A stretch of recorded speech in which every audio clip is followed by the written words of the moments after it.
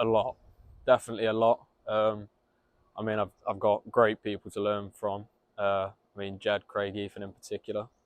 Um, their their ways of teaching me have definitely helped me able to accelerate as fast as I have, in terms of being trusted to do things.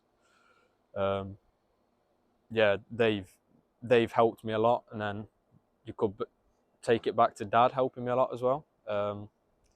Just with how he teaches me, and even little things of telling me how to get better at something or how to identify something. But to do with just here, definitely, Jed, Craig, Ethan, they've helped me a lot. They just they do show me, in depth as well, which definitely helps. And then they trust me enough to sort of go ahead and give it my own go, which it definitely helps, because the hands-on sort of stuff is what I love about the job. So then that way of learning, it definitely helps. Yeah, they don't just go, oh, as an apprentice, we'll just get him weed in the Astro. They'll go, oh, what can we get Sam on next, and how can we show him how to do it. I mean, there's always going to be some of that. Here, it's not like that at all. I'm definitely fortunate that I'm trusted, with kind of just cracking on with my work. And the best way for me, and I know a lot of other people, is hands-on, learning hands-on.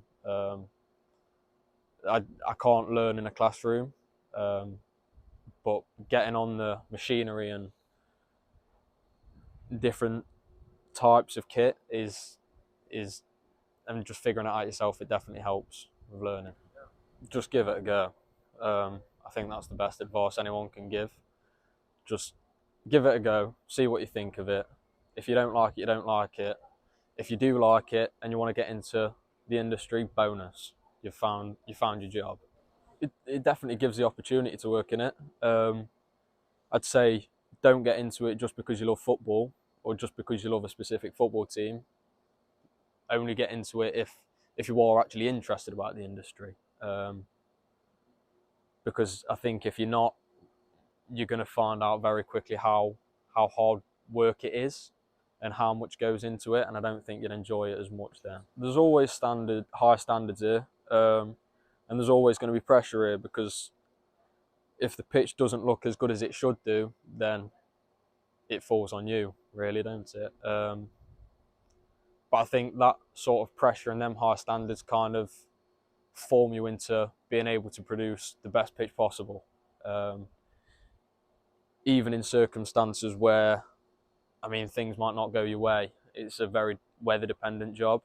I mean, if it rains, you can't put some fertilizers on the pitch.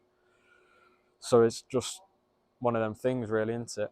You've always just got to crack on, no matter how hard it may be and how against you the circumstances are.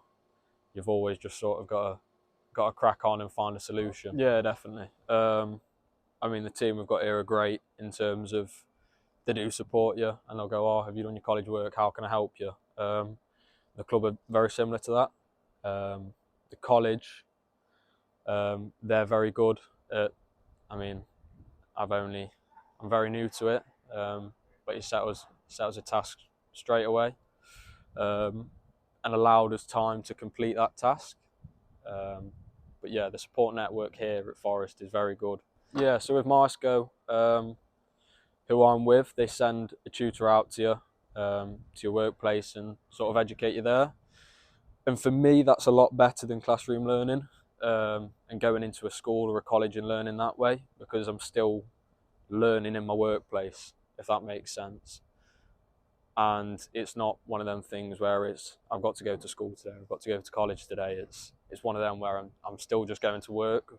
I've just got college in the morning, and then I'll be able to crack on with work in the afternoon. I wasn't very keen on school. It wasn't for me. I know for some people it might be. I think it's quite common in the industry where school isn't people don't favour school as much in the industry.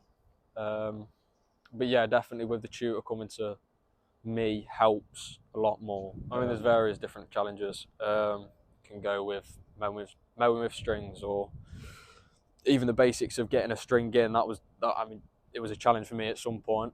But you just got to knuckle down, crack on, and learn and listen, and then you will eventually overcome them sort of challenges.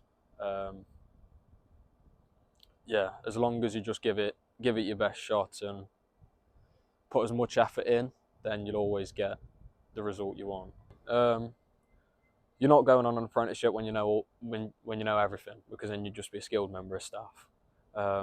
You're always going to learn new things when you're on an apprenticeship, and even I can imagine when you're off an apprenticeship and you finish it, you're always going to be learning, and you have just got to listen to the people that do know better than you and that can teach you, because they always will. I don't think many people won't teach you, because I know the people here, I mean, like I said, Jeg, Craig, Ethan, they're always open to teaching me how to use different pieces of machinery and how to operate it to get the best outcome.